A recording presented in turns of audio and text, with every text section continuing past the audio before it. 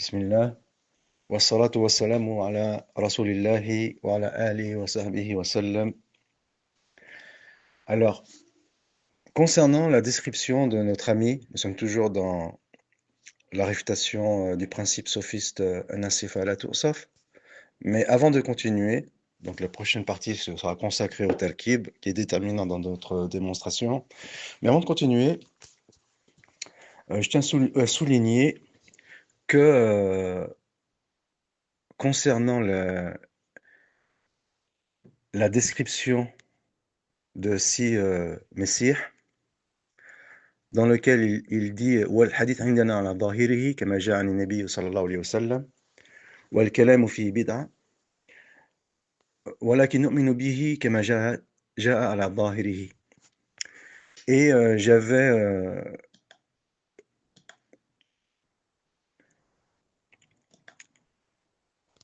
j'avais commenté cette parole en disant qu'elle semble manquer d'éloquence, surtout lorsqu'il dit والحديث عندنا على ظاهره كما جاء عن النبي, ensuite والكلام فيه بدعة. Et il s'avère que cette parole est un extrait de Usul Sunnah l'imam Ahmed. Donc, je fais mon mea culpa, je l'annonce ici.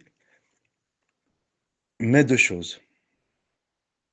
Et avant de les évoquer, je vais préciser un préliminaire. Il faut savoir que le Usul Sunnah l'imam Ahmed, rahimallah, c'est un livre que j'ai étudié il y a 30 ans.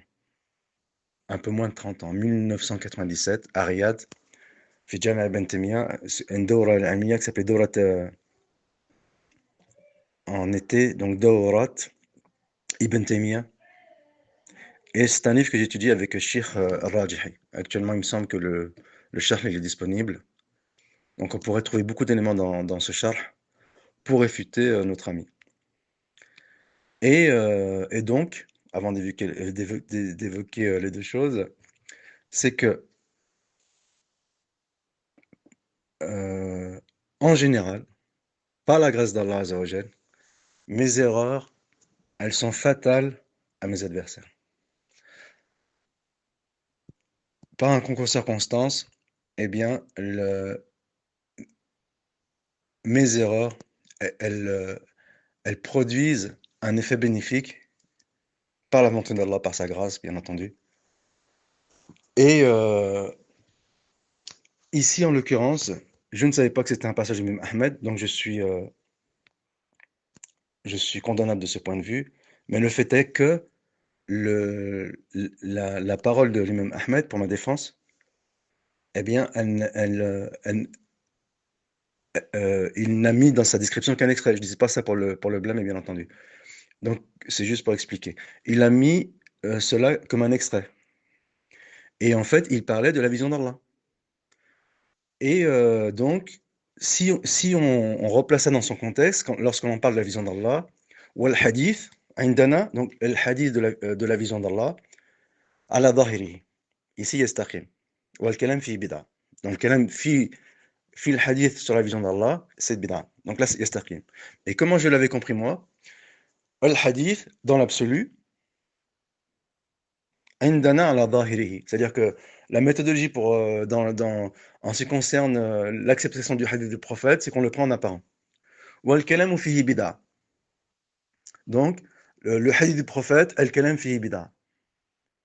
Moi, j'ai trouvé ça un peu surprenant. Mais quand on le replace dans son contexte, qu'il parle de hadith de la vision, ça devient beaucoup plus pertinent.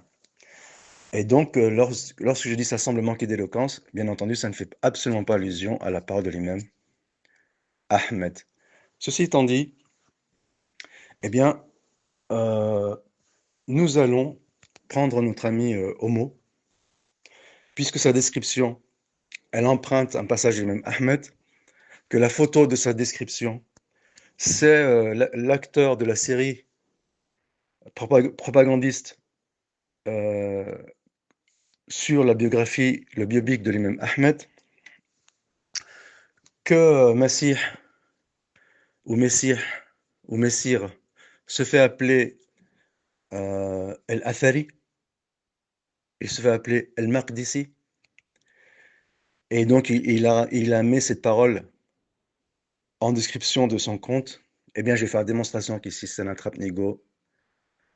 Il y a peut-être même un biais cognitif, c'est-à-dire qu'il sait qu'il philosophe, donc il met cette description en paravent. Celui ouvre les portes, ou ça lui offre carte blanche pour philosopher à sa guise, puisqu'il se revendique de l'imam Ahmed et que el-hadith andana ala dhahiri. Alors certes, on pourrait penser que j'ai fait un procès d'intention ou, euh, ou que j'émets un argument qu'on appelle ad hominem, et comme le dit Paul Valéry, lorsqu'on ne peut pas attaquer l'auteur de l'argument, on s'attaque à... Lorsqu'on ne peut pas attaquer un argument, on s'attaque à son auteur. Mais ici, ce n'est absolument pas le... Ce n'est absolument pas euh,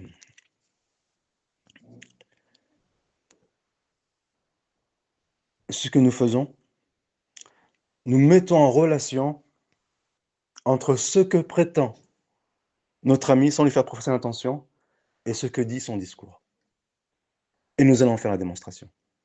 Il dit notamment, je ne sais pas si c'est un tweet, c'est un texte qu'on m'a partagé récemment, et notamment pour revenir à mon erreur sur la part du même Ahmed. Donc il faut savoir que je m'étais éloigné de mes anciens sujets depuis 3 4 ans, donc, qui sont liés à ma formation, qui est Fil Asma Sifat. Et donc depuis lundi, tout à fait depuis 3 4 jours, je me suis replongé dedans, j'ai remis le nez dedans. Donc forcément, je manque d'automatisme, ça va revenir très vite. Et il y a de nouvelles choses qui se sont produites, euh, à laquelle bien sûr il faut que je me mette à la page, notamment l'émergence d'une salafia mutakallima. Et d'ailleurs, comme on dit, le chat est parti des souris dansent. Bon, ça c'est de l'humour. En tout cas, je me replonge à peine dans ce sujet. Donc forcément, il y a des maladresses de ma part. Mais ces maladresses, il faut savoir qu'elles sont bénéfiques. Par la grâce d'Allah, nous allons en faire la démonstration aujourd'hui. Donc il dit dans un tweet, ou dans un passage, je ne sais pas, c'est une capture d'écran qu'on m'a envoyé, sophisme résultant d'une erreur de catégorie. Ainsi, il apparaît clairement que leur fausse implication résulte d'un sophisme, d'une erreur de catégorie. Leur parole est équivalente et aussi stupide. Donc ici, le terme stupide, il renvoie à la position d'Ibn Khuzaïma. Je fais un procès d'attention. Est-ce que je suis en train de lui attribuer ce qu'il n'a pas dit? La suite de son passage va nous le confirmer. Est aussi stupide que le fait de dire quelle est l'odeur de la couleur bleue. Le bleu est une couleur qui est perçue par l'œil, tandis que l'odeur est perçue par le nez. Le bleu fait partie de la catégorie des couleurs, tandis que l'odeur fait partie de la catégorie des senteurs. Dès lors, le bleu ne faisant pas partie de la catégorie des senteurs, il est par conséquent absurde et très éloquent. Il est par conséquent absurde d'évoquer l'odeur de la couleur bleue. De la même manière, nous disons que le mouvement du haut vers le bas appartient à la catégorie des lois physiques, tandis que la descente de Dieu, donc ici, quand il parle de descente de Dieu, on revient à la parole que j'évoquais hier d'Ibn Khuzaïma, qui dit que au niveau de la langue, la descente, c'est forcément du haut vers le bas. Alors certes, Sheikh el-Barrak, dont on va revenir, sur lequel on va revenir un tout petit peu plus tard, il dit, il reproche à Ibn Khuzaïma cette précision. Mais j'ai l'impression que cette parole c'est pas qu'une impression d'ailleurs, que cette parole de Sheikh el-Barrak, c'est plus par scrupule religieux que par tahqiq ilmi. C'est-à-dire qu'il y a plus une vocation pédagogique que la volonté d'analyser, on va dire, un, un sujet pointu du dogme. Surtout que je vais ramener des éléments déterminants qui montrent que la parole d'Ibn Khuzaïma, eh bien, elle est en phase avec le dogme orthodoxe. Et d'ailleurs, récemment, et je vais en parler aujourd'hui aussi, euh, lors du live, il est très intéressant son live. Il a fait plusieurs lives ces derniers jours qui sont extrêmement intéressants d'un point de vue psychologique. Donc, ce phénomène, il est j'ai envie de dire jouissif, c'est-à-dire d'analyser une attitude psychologique face à un événement qui consiste à dénigrer ton adversaire, le traiter d'ignorant, qui ne comprend rien. Donc ça nous fait un peu rappeler Mohamed Ali avant ses combats, notamment avec... oh, tant pis, j'ai pas d'estihdar, mais bon, c'est connu. Et pour évacuer ses peurs, donc pour exorciser ses démons, sa thérapie consistait à dénigrer son adversaire à outrance. Donc cela ressemble beaucoup à un biais cognitif. Et le fait est que dans ses interventions où il insiste bien sur le fait que je suis un ignorant et que je ne comprends rien, et que beaucoup de ses critiques, elles portaient sur la forme, notamment en disant qu'il ne faut pas dire euh, co-subsistant pour les hypostases, parce que c'est un terme, pour les attributs, parce que c'est un terme qui est purement chrétien, mais j'avais expliqué, en fait, c'était un abus de langage dans le sens où, si pour les chrétiens, la parole, elle est Jésus, alors que Jésus, il est l'effet de la parole, c'est-à-dire qu'ils assimilent Jésus à un attribut. Et donc, l'attribut, il est intrinsèque à Dieu. Et intrinsèque ici, eh bien, il est remplacé chez les chrétiens par consubstantiel, tout simplement. Donc, il fait des critiques de forme pour jeter le discrédit sur moi parce qu'il est très mal, il en a conscience, il est extrêmement perturbé actuellement. Donc, on fait son profil psychologique.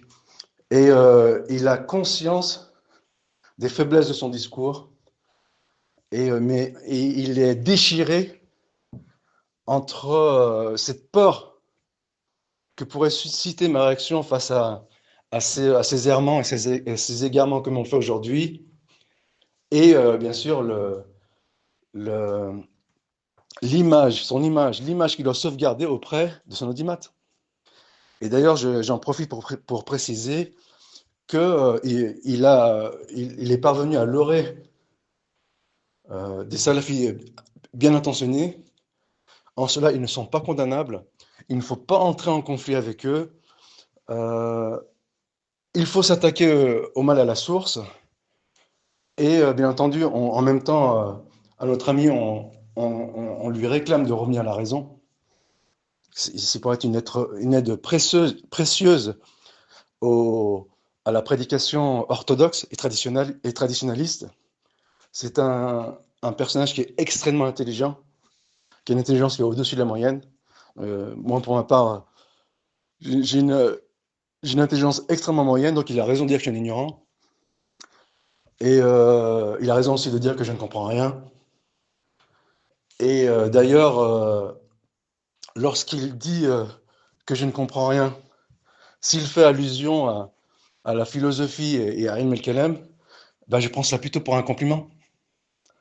Comme on dit, Bifamika adinu, la vérité, elle sort de la bouche de ton adversaire. Donc, merci pour le compliment. Et en même temps, lorsqu'il arrive à la fin de, de ces déchaînements, en sachant que je n'en tiens pas rigueur, j'ai mis ça sur la compte de la jeunesse, ça ne pose aucun problème. Je n'en tiens pas du tout rigueur. Ghafarallahu lahu, waslahu, jazallahu khair. بما يقدم من الخير للمسلمين وفق له لكل خير نسأل أن يجمع القلوب ويصلح الأحوال وأن يجعل هذه اللحظات خيرا وبركة للمسلمين. Et donc, il arrive à la conclusion de son live d'après ce qu'on m'a dit, je n'ai pas écouté le là, bien entendu, ni le second, ni le troisième. Il dit, d'après ce qu'on m'a rapporté, ben finalement, je me rabats sur l'opinion d'Ibn Khuzayma.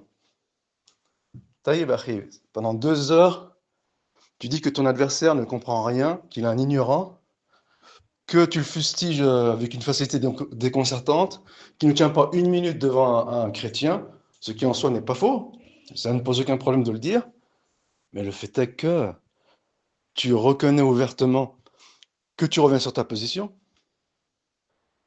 que ton adversaire, l'ignorant, il a pointé du doigt, et le fait est qu'ensuite, pour te disculper, tu dis, et donc le الذنب il est أقبح من العذر أقبح من الذنب, dans le sens où l'excuse, elle est plus grave que le crime. L'excuse qu'il rapporte pour se disculper, elle est plus grave que son crime, puisqu'il dit de toute façon, c'était l'opinion d'Ibn Taymiyyah. Alors, je ne vais pas commenter ce point, parce que à vouloir commenter l'évidence, on la rend floue. Je ne vais pas commenter ce point, parce qu'on a beaucoup de choses à dire aujourd'hui. Donc, je reviens à sa citation.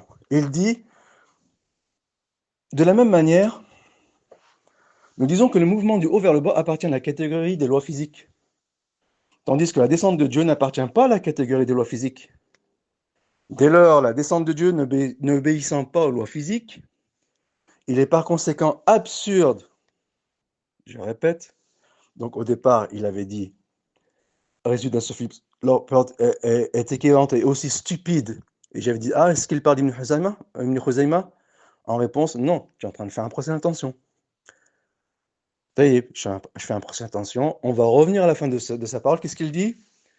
La descente de Dieu n'obéissant pas aux lois physiques, il est par conséquent absurde de prétendre que la descente de Dieu soit un mouvement du haut vers le bas. Ramatnidi bidaya wan sallat. C'est ce qu'on appelle l'accusation, l'inversion accusatoire, l'effet de miroir. C'est que tu attribues à ton adversaire, bien sûr c'est un biais cognitif aussi, c'est une réaction psychologique qui est extrêmement intéressante à étudier, c'est que tu as attribué à ton adversaire ce qui t'est caractéristique. Notamment, tu attribues à ton adversaire un sophisme, c'est ce que tu es en train de faire, et tu attribues à ton adversaire de ne pas respecter le savant, alors que c'est ce que tu es en train de faire, de façon plus éloquente que ton adversaire, quand même ton adversaire était condamnable. Et donc, tu dis « wal kalam fihi bid'a ». Donc, « wal hadith indana ala zahirihi wal kalam fihi bid'a ». ولكن نؤمن به كما جاء على ظاهره. Et dans ta description, tu n'as pas ramené la fin du propos. Bien sûr, je ne dis pas ça pour t'incriminer, mais c'est juste pour information. ولا نناظر فيه أحدا. Je répète, ولا نناظر فيه أحدا. Et toi, tu fais un débat avec un chrétien dans lequel l'orthodoxie laisse d'énormes plumes, et on va revenir sur ce point. Donc, wal hadith indana ala dhahirihi. Le bleu est une couleur qui est perçue par l'œil, tandis que la descente de Dieu n'appartient pas à la catégorie des lois physiques. Il est par conséquent absurde de prétendre que la descente de Dieu c'est un mouvement du haut vers le bas. Wal hadith indana ala dhahirihi. Je continue. Il a une autre parole aussi fructueuse. Il dit un sophisme par confusion. Wal hadith indana ala dhahirihi. Leur propos se base sur le sophisme par confusion résultant de l'ambiguïté du terme descente. Wal hadith indana ala dhahirihi. Confondant ainsi la descente physique avec la descente métaphysique. En effet, la descente correspondante aux lois physiques est un mouvement du haut vers le bas. La position d'Ibn Khuzayma, son auteur préféré. Or, les lois physiques sont contingentes et ne s'appliquent pas sur Allah. Par conséquent, la descente d'Allah n'est pas un mouvement du haut vers le bas. Wal hadithu ala dhahirihi wal kalamu fihi bid'a wa la nunadiru fihi. Sans commentaire.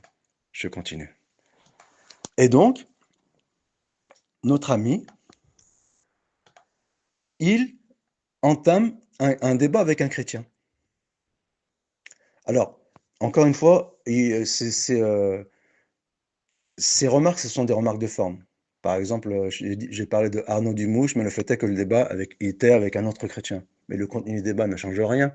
C'est-à-dire qu'en 12 minutes, tu étales ton credo en sachant que tu as consacré de longues minutes sur le credo chrétien. Donc, on va dire en 1 minute et demie, tu as étalé ou dévoilé ton credo qui n'a aucun lien avec le credo orthodoxe, ni avec l'imam Ahmed, auquel tu te revendiques, ni avec Ibn Khuzayma, dont tu prétends qu'il est ton auteur préféré, et ni avec Ibn Taymiyyah, sur lequel tu t'appuies, et donc qui est ton joker de prédilection.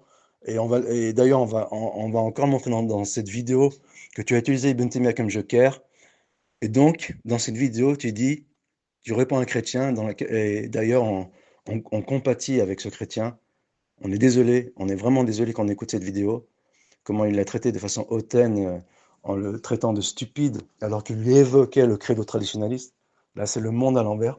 Alors, et ensuite, il ramène une parole d'Ibn Taymiyyah dans le Jawab al-Sahih, dans lequel il déconstruit le credo, la Trinité, sans renier les noms et l'attribut divin. Là aussi, là, c'est vraiment une chose pas, c'est vraiment très culotté de sa part, très téméraire, puisqu'Ibn Taymiyyah, il fait le contraire de ce qu'il lui attribue. Et d'ailleurs, on va revenir à sa parole précédente. Avec ces deux paroles précédentes, erreur de catégorie et sophisme par omission, je ne sais plus comment il l'appelait, eh bien, il déconstruit à la base une règle extraordinaire de l'orthodoxie qui a notamment été développée dans le livre Al-Intisal et Tadmouriya, donc de Mahir Amir Abdelkarim. Il l'a développé dans l'introduction, nous allons y revenir bientôt. Puisque ses proches, j'ai pas envie de dire ses élèves, je ne veux écorcher personne, donc j'utilise des propos avec pincettes. Donc ses proches, très respectueux, qui ont une bonne opinion de lui, donc c'est louable de leur part. Il faut savoir que c'est louable de se faire une bonne opinion de ce frère qui a malgré tout défendu l'islam, donc il est louable dans l'absolu, et donc il est louable de lui apporter des circonstances atténuantes, il est louable de défendre son honneur, et donc euh, l'un de ses proches me ramène souvent pour défendre notre ami Messie, Al-Intisar al-Tadmouriya. Et le fait est que dans l'Intisar al-Tadmouriya, il va s'attarder sur un point, une caractéristique très prononcée chez Ibn Taymiyyah, du Qad al-Mushtarak. Alors qu'est-ce qu'il fait Ibn Taymiyyah avec le Qad al-Mushtarak? Et nous allons faire la démonstration aujourd'hui. El Qad al-Mushtarak, c'est-à-dire qu'il y a des points communs dans l'absolu entre le Khaliq et le Makhlouk dans un love de données. Dans un nom donné, il y a des points communs entre. Là, bien sûr, il pourrait trouver des failles de forme, mais tant pis. Nous, ce qui compte, c'est le sens. Donc, et d'ailleurs, ça trahit à chercher des failles de forme, ça trahit ce formalisme. Et je reviendrai plus tard, parce qu'aujourd'hui, on a beaucoup de choses à dire, sur la valeur de la rigueur académique, en quoi elle est trompeuse, et qu'elle peut être éventuellement à l'origine de la propagation des idées qui sont contraires à la religion sous prétexte d'objectivité académique. Donc, je reviendrai sur ce point plus tard, puisqu'il me reproche de manquer de rigueur académique. Et donc, le Qad al-Mushtarak, entre la créature et le créateur, il y a un Qad al-Mushtarak. Qu'est-ce qu'il fait Ibn Taymiyyah? Il dit, donc, lorsqu'il parle de Qad al-Muftarak, c'est-à-dire le Qad al-Muftarak, des éléments qui sont propres à la créature. Qu'est-ce qu'il fait Ibn Taymiyyah? Il dit, puisque ces éléments, ils sont propres à la créature, eh bien, il ne remet pas en question le Qad al-Mushtarak. Et notre ami, Lui, il a une démarche inverse. Et ce qu'il va le faire, et c'est ce qu'il va faire d'ailleurs avec le Talkib. Nous allons revenir sur le Talkib et, son fameux principe innovateur dont on va parler aujourd'hui, hérétique, Essif la Toursaf. Donc, il emprunte à Ibn Taymiyyah un raisonnement, alors qu'il arrive à la conclusion inverse. C'est vraiment culotté comme approche. En tout cas, bravo, ça montre son intelligence. C'est quelqu'un de très intelligent, très doué. Encore une fois, c'est un surdoué. Et donc, Ibn Taymiyyah, il utilise le qad al-muftaraq, c'est-à-dire les points de divergence ou de différence entre le créateur et la créature, pour valider, confirmer al-qad al-mushtarak, c'est-à-dire pour confirmer l'attribut. Il dit il y a un qad al-mushtarak entre la descente, et là on va y venir, entre la descente du créateur et la descente de la créature. Et donc les Mu'attila ou le Mufawwida disent non, puisque dans la créature, sa descente, elle est de telle façon. Et on ne peut pas attribuer cette façon au créateur. Qu'est-ce qu'il dit, Ibn Taymiyyah? Il dit, ben ça fait partie du Qad al-Muftaraq. Ben si, ça fait partie des points de différence. Qu'est-ce qu'il fait, Emir? Il reprend exactement la même méthodologie que les savants du Kalam, qui disent, puisque le Qad al-Muftaraq, il laisse à supposer que l'attribut c'est un attribut de déficience et qu'il suppose une carence, eh bien, on renie le qad al-mushtarak. D'une manière ou d'une autre, soit par tafwid, soit par ta'wil, de n'importe quelle façon. Et c'est exactement ce que fait notre ami. Je poursuis ma démonstration. Donc, je reviens à ce débat avec ce fameux chrétien. Donc, nous allons rester tout au long de notre périple avec la Trinité, parce qu'elle est déterminante pour dévoiler la, la, la méthodologie de notre ami Messiah, qu'Allah le guide, وفقه لكل خير ويصلحه نسأل الله أن يجعله نافعا للمسلمين. Alors, le chrétien, il lui ramène le credo traditionnaliste et, euh, et en face, euh, il lui répond avec des arguments du Kalam, de la théologie spéculative, qui est empruntée à la logique grecque et au formalisme aristotélicien. Il lui dit, donc il lui ramène le credo traditionnaliste, donc il me semble des propos de Shaw Famine, et en face il répond, qu'est-ce qu'il lui répond? Non, ce n'est pas une partie. C'est faux. En parlant des attributs, de l'attribut essentiel. Tu es en train de faire du partitionnisme. Cela n'existe pas chez nous. Il parle des doigts. Dieu n'est pas composé de parties. Le chrétien répond. Malheureusement, c'est malheureux. Oh le menteur. Oh le menteur. Il le dit à plusieurs reprises. Parce qu'il a compris l'arnaque, malheureusement. Donc, il n'en démord pas moins, bien entendu. Il a une forte personnalité, très intelligent. Il a l'esprit très vif. Euh, notre ami Messire. Contrairement à nous. Donc, nous l'envions pour cela, pour son intelligence. Peut-être pas supérieure, mais enfin, je ne sais pas si c'est le terme adéquat, mais en tout cas que pour cette surdouance, nous l'envions. Donc, il dit, Ibn Taymiyyah le dit partout dans ses livres. Un attribut, il parle d'un attribut intrinsèque parce qu'il juste auparavant, il parlait de la main. Et la main, c'est un attribut intrinsèque. Il dit quoi? Un attribut est immatériel, intangible, et ce n'est pas une partie. والحديث عندنا على ظاهره. Je répète, un attribut est immatériel, intangible, et ce n'est pas une partie. Il dit ça en 1 minute 30, il a dévoilé son credo. 1 minute 30. Il a fallu 1 minute 30. Et donc il dit, en face, il lui pose la question, est-ce que Allah a dit doigt? Question extrêmement pertinente de la part de son détracteur ou de son adversaire chrétien. Réponse.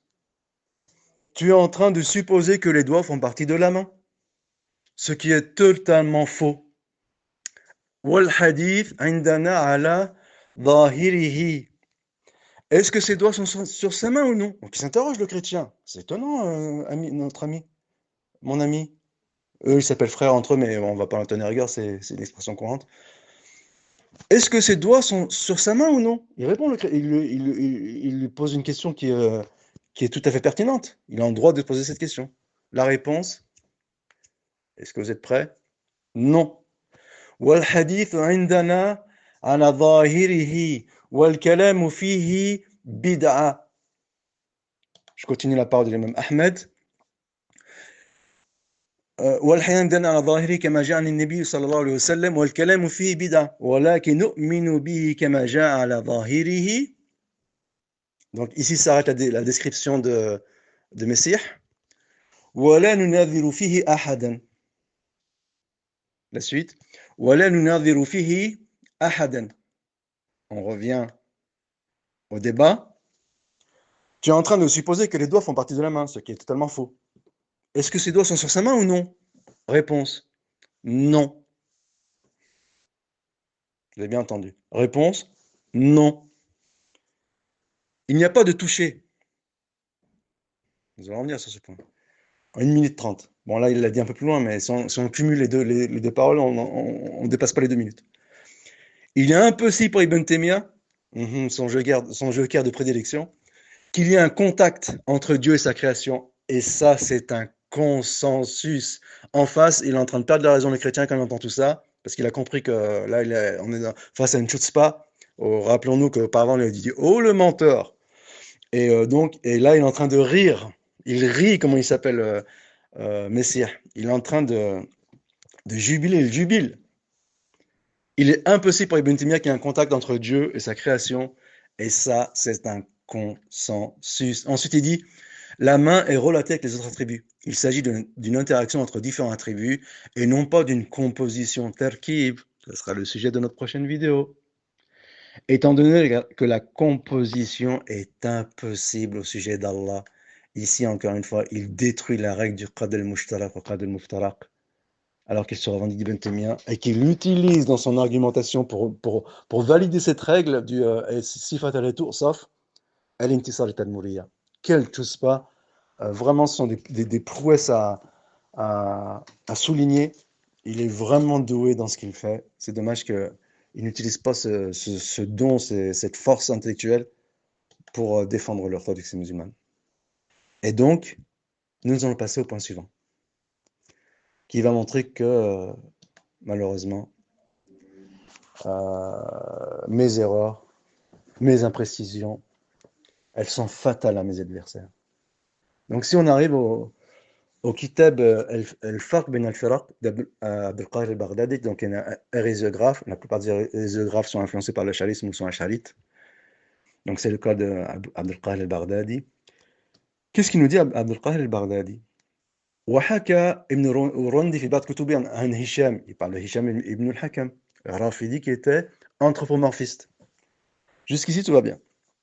قال بين الله وبين الأشياء المحسوسة تشابه. Donc ici, l'opinion qu'il va ramener Hisham, elle est en accord non pas avec son kelem, quoiqu'en réalité c'est en accord avec sa dimension kélamite. Pourquoi? Parce que, comme il expliquait Ata Allah Soufi dans sa super thèse en 3 volumes de thèse de doctorat, donc je me suis servi ça récemment pour la vidéo sur le GIS, mais je m'en servirai demain, Inch'Allah, sur la vidéo pour la vidéo sur le Talkib. Ils disent qu'avec un même principe, on arrive à des conclusions différentes. C'est-à-dire que al-mushabbiha et les asharites, ou bien on va dire al-nufat, ils utilisent le même principe, ils arrivent à des conclusions qui sont opposées.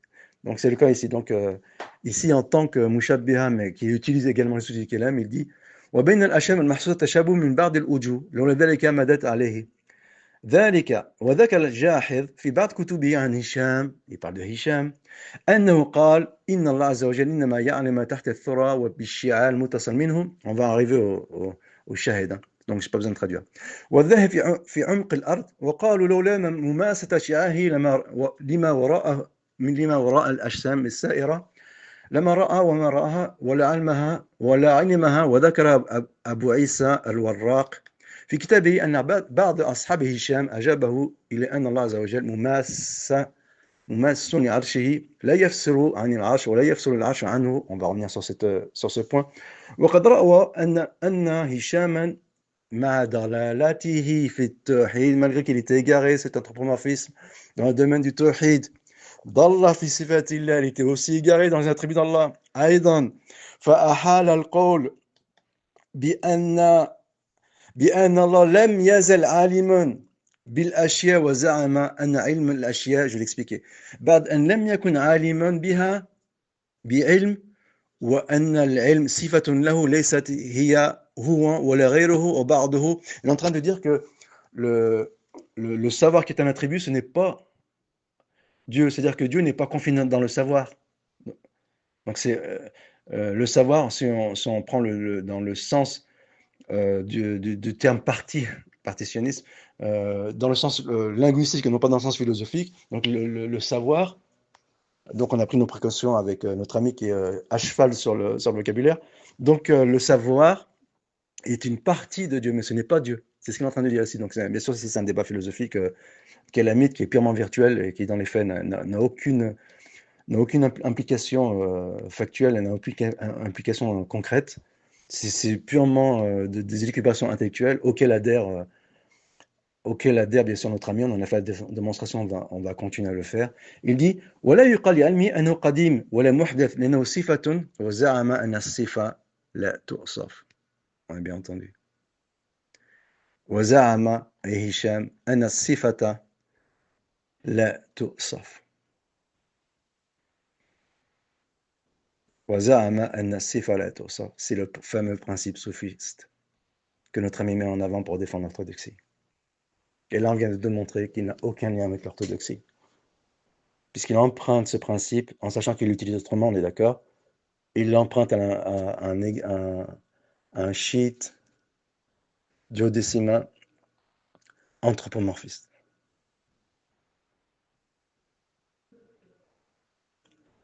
Et donc, وقال أيضا في قدرة الله وسمعه وبصره وحياته وإرادته أن لا قديم ولا محدث. Donc ici, qu'est-ce qu'il fait?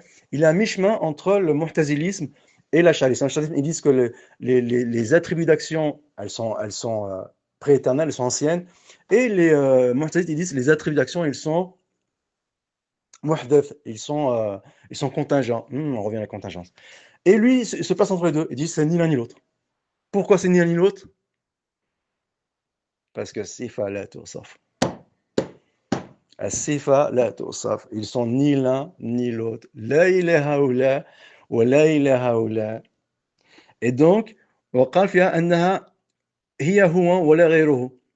وقال فيها أنها هي هو ولا غيره. وقال أيضا لو كان لم يزل عالما بالمعلومات لكانت المعلومات أزلية لأنه يصح عالم إلا بمعلوم ووجود كأنه أحال تعلق العلم بالمعدوم. Donc ici, il est en train de réfuter à ce sophisme. Donc on ne s'est pas trompé quand on a dit que notre ami, il usait d'un sophisme. Il ne veut pas nous en vouloir pour ça. On continue. Et puisqu'on en est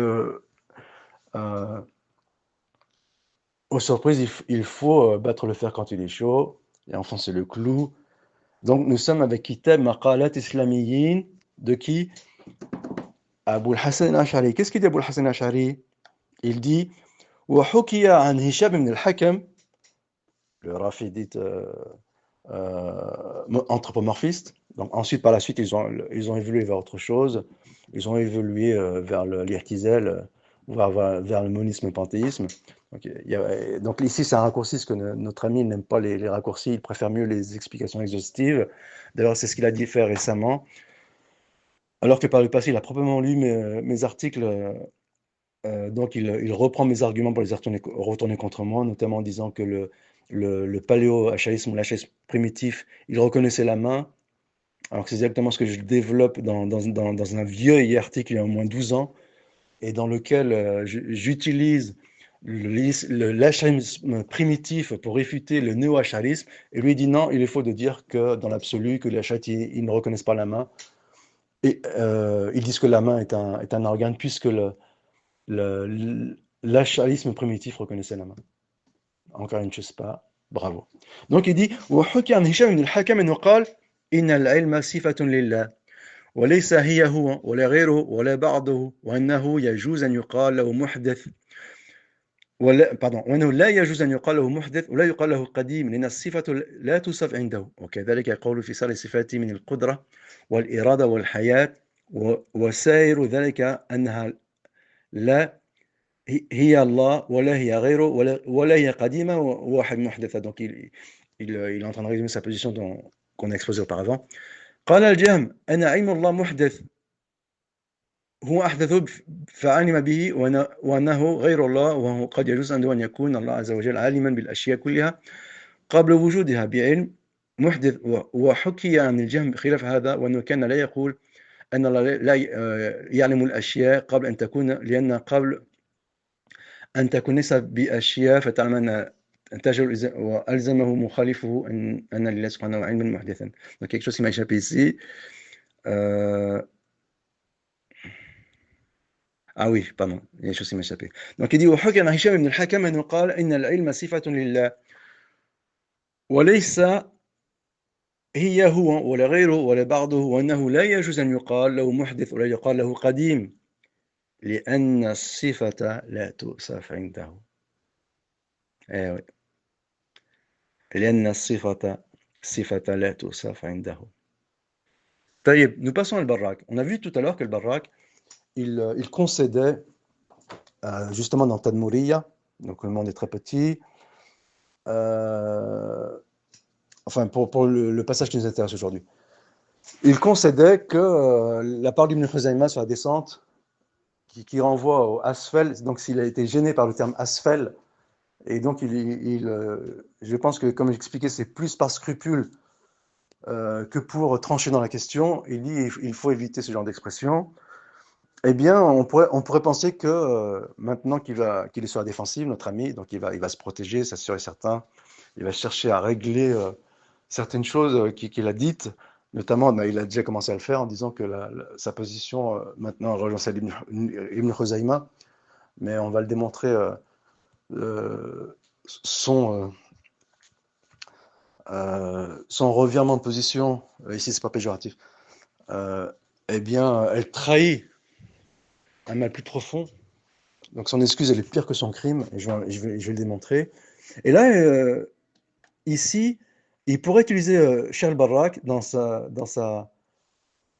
règle Nasifat al-Itosaf. En l'occurrence, parce qu'Ibn Cheikh al-Barrak dit فيقال أنه تعالى لم يزل فعالا لما يريد ولم يزل متكلما إذا شاء وأما أحد الكلام والأفعال فهي حادثة بمشيئة الله. Donc encore une fois, il distingue entre le sifa qadim al-Noah ou hadith al-Ahad. Il distingue entre l'attribut en puissance et l'attribut en acte. ثم إن الصفة وإن وصفت بالقدم, malgré que l'attribut est ancien, فإن ذلك لا يقتضي مشاركتها في شيء من خصائص الله تعالى. Donc il est en train de développer le point exposé plus haut. Ça ne veut pas dire que l'attribut, même s'il est ancien avec Dieu, donc on revient avec l'expression consubstantielle qui en vérité veut dire intrinsèque. Je pense que tu l'avais compris. فالقدم ليس من خصائص الذات المجردة بل من خصائص الذات الموصوفة بالصفات. فلا يلزم من ذلك أن تكون إلها. Donc ici, ça ne veut pas dire qu'il y a plusieurs dieux, que l'attribut est un dieu, contrairement à la position des chrétiens. Donc tous les sujets sont liés. فصفة الإله ليس إلها فإن الصفة لا تؤصف. فإن الصفة لا تؤصف. On pourrait penser que ça rejoint le principe sophiste de notre ami, mais non. La suite. فإن الصفة لا توصف بكل ما يوصف به الموصوف فلا توصف بما يختص به الرب تعالى. ومثال ذلك أن النبي.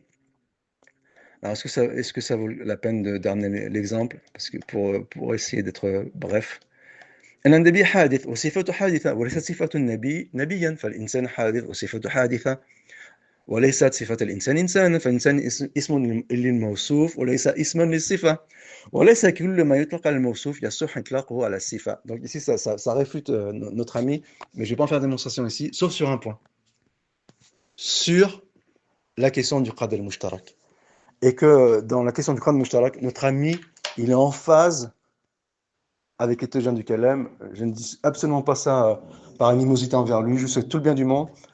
Et malgré mon intelligence qui est extrêmement moyenne, et que j'envie son intelligence, eh bien ici, notre ami, aussi intelligent soit-il, eh bien, il a un problème au niveau de Qad al-Mushtarak. Alors, si on garde le bon soupçon envers lui, c'est-à-dire dans le meilleur des cas, c'est un manque de compréhension. C'est-à-dire qu'il n'a pas compris, bon, il est très jeune, il a le temps d'évoluer, il a le temps de grandir, il a le temps de faire des rectifications dans sa façon de penser, même si l'ego, malheureusement, souvent, il a un voile entre ce qu'on aspire et ce qu'on doit être. En tout cas, ici, il a un problème au niveau de Qad al-Mushtarak. Alors, on va dire, l'hypothèse maximaliste, ce serait que c'est un problème volontaire. Saint-Église, il confirme qu'il il insuffle le kelem dans les rangs des salafis. Et soit c'est une erreur involontaire et que tout simplement il ne maîtrise pas la question du Qad al-Mushtarak. Mais le problème, c'est que comme il a un ego démesuré, ça l'ennuierait qu'on lui dise tu n'as pas compris la question du Qad al-Mushtarak. Puisque ton adversaire Karim, il est un ignorant, il ne comprend rien, il déforme, il rapporte des approximations, il s'est trompé sur Sifat al-Dhat, il a dit que Dhat c'est une Sifa. Pour le chrétien, il s'est trompé de débat. Il a dit que l'attribut était consubstantiel, alors que c'est un terme chrétien. Donc c'est un ignorant, il ne comprend rien. Il ne tiendrait pas le coup devant un chrétien. Il dit à Omar, je te prends toi et ton shir. Taïeb, je veux bien, Akhi.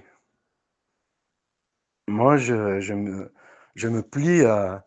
je reconnais tout à fait, si tu veux, que tu es très intelligent, beaucoup plus intelligent que moi, que ma intelligence est très moyenne, mais si c'est pas une question, on n'est pas en train de faire un bras de fer, Akhil Kerim.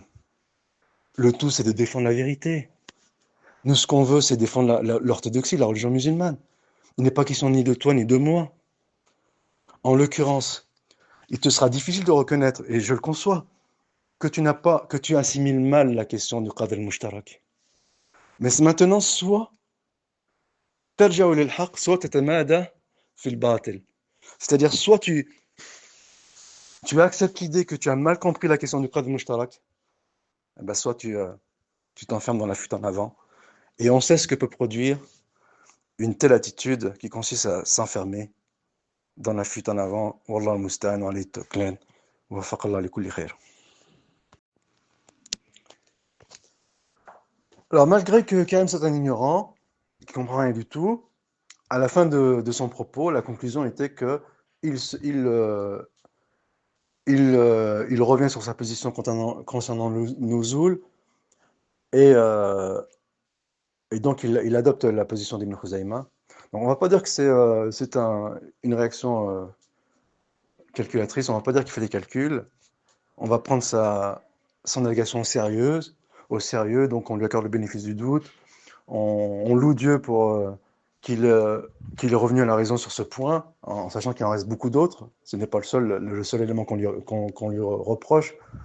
Donc il n'est pas, il n'est pas sauvé pour autant de l'accusation d'hérétique, ou en tout cas de porter des idées hérétiques au sein de la salafia, ce que j'appelle salafia al-mutakallima.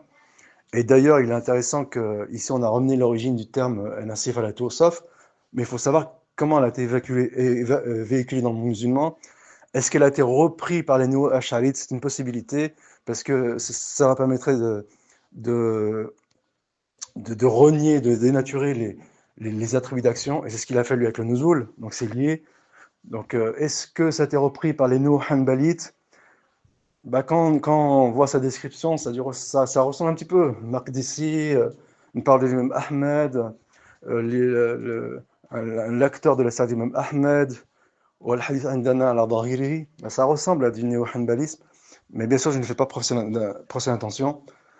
Peut-être que ce n'est pas le cas. Et en tout cas, elle a forcément été reprise par les modernes. En tout cas, une chose est sûre, c'est qu'elle ne provient pas des traditionnalistes orthodoxes. Je lui ai demandé l'autre fois, avec courtoisie, de nous ramener les références de cette règle, c'est normal. Ça fait. Ibn Taymiyyah, c'est un auteur que j'étudie depuis au moins 30 ans, même si ces dernières années, comme expliqué, j'avais mis un petit peu ces sujets de côté. Je m'étais orienté vers autre chose qui est très peu conventionnel. Donc, ça m'a valu le rejet de beaucoup de gens, mais c'est normal, je comprends tout à fait. En tout cas, depuis 30 ans que je lis Ibn Taymiyyah, c'est mon auteur préféré, c'est mon auteur prédilection. J'ai énormément d'affinités avec Ibn Taymiyyah. Je suis subjugué par son intelligence, qui est de mon point de vue, une intelligence supérieure. D'ailleurs, je vais en faire la démonstration. Je vais ramener un passage entier, qui sera peut-être extrêmement long, de Joab Sahih, dans lequel il réfute la Trinité. Eh bien, je n'ai jamais trouvé cette règle, Sifalato Sof. Alors, je veux bien que je suis un ignorant, que je ne comprends pas. Ok, il n'y a pas de problème. Mais il faut nous ramener l'origine de cette parole et ne pas faire du talkib. Tu dis, puisqu'Ibn Taymiyyah a dit ça, donc ça conforte la règle Sifalato Sof. Non, ça ne marche pas comme ça, Akhi. Ça, c'est pas académique, là. Ton approche n'est pas du tout académique. Ramatni Bida, encore une fois, l'effet miroir. On projette sur son adversaire ses propres frustrations. Et donc, euh, eh bien, il ne retrouvera pas cette règle chez les traditionnalistes. Et il le sait. C'est-à-dire que maintenant, il vit la peur à l'âme. C'est-à-dire que après l'euphorie, il faut ramener le pied sur terre. Tu as été euphorique pendant 3 lives, tu as consacré 6 heures à me réfuter, à me dénigrer. Mais maintenant, il faut redescendre. Tu peux faire un live à chaque vidéo que je vais faire, dans laquelle j'expose le credo orthodoxe à travers la pensée de Ibn Taymiyyah. Tu ne pourras pas tenir à ce rythme, c'est impossible. Et donc, reviens sur terre, Harry. Ton adversaire est un ignorant, mais le fait est qu'il n'y a rien pour défendre ta position sur Sifalat Sauf. Et il n'y a rien pour défendre ton ancienne position sur le Nuzul. Reviens sur terre, Harry. Il n'y a rien pour défendre ta position sur ton débat avec le chrétien. Il faut que tu redescendes sur terre, Akhil Karim. Et j'invoque Allah Azzawajal en ce jour béni qu'il t'ouvre les yeux à la vérité, qu'il nous ouvre tous les yeux à la vérité. Eh bien, ici, puisque cette position ne vient de personne, eh bien, il reste l'hypothèse qu'il en est l'auteur. Et le cas échéant, ça serait problématique. Qu'il soit l'auteur de cette règle, qui est un sophisme pur, ça serait extrêmement problématique. Donc il vaut mieux pour lui qu'il nous dise d'où est-ce qu'il l'a ramené. De toute façon, on va le découvrir, Inch'Allah. On a déjà découvert l'origine lointaine avec Hijam ibn Hakam, donc c'est peu glorieux. Mais on va découvrir d'où il a emprunté ça. Peut-être, moi j'ai une idée, je pense au néo-hanbalisme, mais peut-être que ce n'est pas le cas. Ou au néo-acharisme, peut-être que ce n'est pas le cas non plus. Mais en tout cas, il l'a bien pris quelque part, ou sinon c'est le fruit de son imagination. Et d'ailleurs, lorsqu'il dit qu'il est revenu et que c'est l'ancienne opinion d'Ibn Taymiyyah, pour le Massa, et le pauvre, il s'enfonce quand il dit que le Ibn Taymiyyah dit qu'il n'y a pas de toucher, que qu'il y a un consensus, il a un peu aussi l'opinion chez la famille, là il s'enfonce. Mais c'est normal, parce qu'il n'était pas sur ses gardes. Maintenant, oui, maintenant il va faire attention. Mais les choses, là, elles sont enregistrées, elles sont marquées. Il ne peut plus revenir en arrière. La seule chose, c'est de revenir à la raison. Donc, on lui offre des circonstances atténuantes, on dit, voilà, son opinion sur l'ancienne opinion d'Ibn Taymiyyah sur le Nuzul, on va proposer 3 passages d'Ibn Taymiyyah de livre Nuzul, justement, qui éventuellement ira en sa faveur. Le premier, c'est le Thalith, wa huwa as-sawab, wa huwa al-mathul an salaf al-umma wa immatuha. وأئمتها أنه لا يزال فوق العرش ولا يخلو العرش منه مع دنوه ونزول ومع دنوئه ونزوله لسماء الدنيا ولا يكون العرش فوقه وكذلك يوم القيامة كما جاء به الكتاب والسنة وليس نزوله كنزول أجسام بني آدم من السطح إلى الأرض بحيث يبقى السقف فوقهم بل الله المنزه من ذلك سنتكلم عليه إن شاء الله وهذه ما ستحتاج إلى بسط. Donc il dit ça dans Majmou al-Fatawa volume 5. On continue. Et un autre élément, un autre passage qui va dans ce sens aussi, mais il y en a un des passages qui est plus éloquent que les autres. Donc je vais citer les trois. وبهذا يحصل الجواب عما احتج به من قال أن ثلث الليل يختلف باختلاف البلاد وهذا قد احتج به طائفة وجعلوا هذا دليلا على ما يتأولون عليه حديث النزول وهذا الذي ذكروه إنما يصح إذا جعل نزوله من جنس نزول أجسام الناس من السطح للأرض وهو يشبه قول من قال يخلو العرش منه بحيث يسير بعض المخلوقات فوقه وبعضها تحته. Troisième passage qui est le plus éloquent pour moi. Il dit, donc le troisième passage qui éventuellement conforterait son idée que c'est Ibn Taymiyyah qui dit qui renie le sens linguistique du nuzul. فمن وصفه بمثل صفات المخلوقين في شيء من الأشياء فهو مخطئ قطعا. Donc on ne peut pas attribuer à Dieu des caractéristiques de la création. فمن قال أنه ينزل فيتحرك وينتقل. C'est là. Là, on a touché au cœur du sujet. كما ينزل الإنسان من السطح الأسفل الدار كقول من يقول أنه يخلو منه العرش فيكون نزوله تفريغا لمكان وشغل آخر فهذا باطل يجب تنزيه الرب عنه كما تقدم. Donc ici il dit si le nuzul on entend par là ce qui est propre au qad al-muftaraq qui est chez l'être humain, descendre d'une terrasse vers le bas, de sorte que la terrasse soit au-dessus de la personne. Et au départ, qu'est-ce qu'il fait? Il décrit le nuzul. Qu'est-ce qu'il dit? Yataharrak wa yantaqil. Il dit, il bouge et il se déplace. L'être humain. Après, il dit, est-ce qu'on peut comparer avec le nuzul d'Allah? Qu'est-ce qu'il dit? Il dit non. Qu'est-ce qu'il en conclut? Qu'est-ce qu'il pourrait en conclure, notre ami? Donc si on s'en tient à son approche. Qu'est-ce qu'il pourrait en conclure? Eh bien que le nuzul que me interprété par Ibn Khuzaymah, il est faux. Puisqu'ici, Ibn Taymiyyah dit que c'est impossible. Et encore une fois, ici, il y a une confusion entre le qad al-mushtarak et le qad al-muftarak. C'est-à-dire que pour le qad al-mushtarak, Ibn Taymiyyah, qu'est-ce qu'il dit? Il dit le fait que le qad al-mushtarak, al-muftarak, il montre qu'il y a une distinction entre les deux nuzul. Mais il n'arrive pas à la conclusion que ça signifie que le nuzul est faux. Non. Il le fait pour le confirmer. Ibn Taymiyyah, il confirme le nuzul avec le qad al-mushtarak. Donc quand il dit la descente de l'individu, quand il bouge et il se déplace, ça sous-entend telle et telle chose. Il n'est pas en train de dire, donc le nuzul d'Allah, il n'y a pas de déplacement ni de haraka. Non, il ne dit pas ça, Ibn Taymiyyah. Il dit, eh bien, simplement, ça, les caractéristiques, les implications qui sont chez les individus, donc le qad al-muftaraq, eh bien, elles ne sont pas chez le Seigneur, puisqu'on est dans le qad al-muftaraq.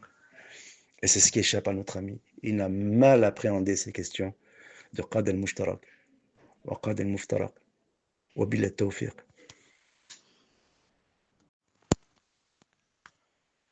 Alors, comment savons-nous ici qu'Ibn Taymiyyah, il utilise la règle du qad al-mushtarak pour confirmer l'attribut et que finalement, Ibn Taymiyyah, eh bien, ici, il n'aurait pas adopté la position évoquée par notre ami taymiste, al-Athari, que ce serait une erreur, tout simplement une erreur de catégorie ou un sophisme par confusion.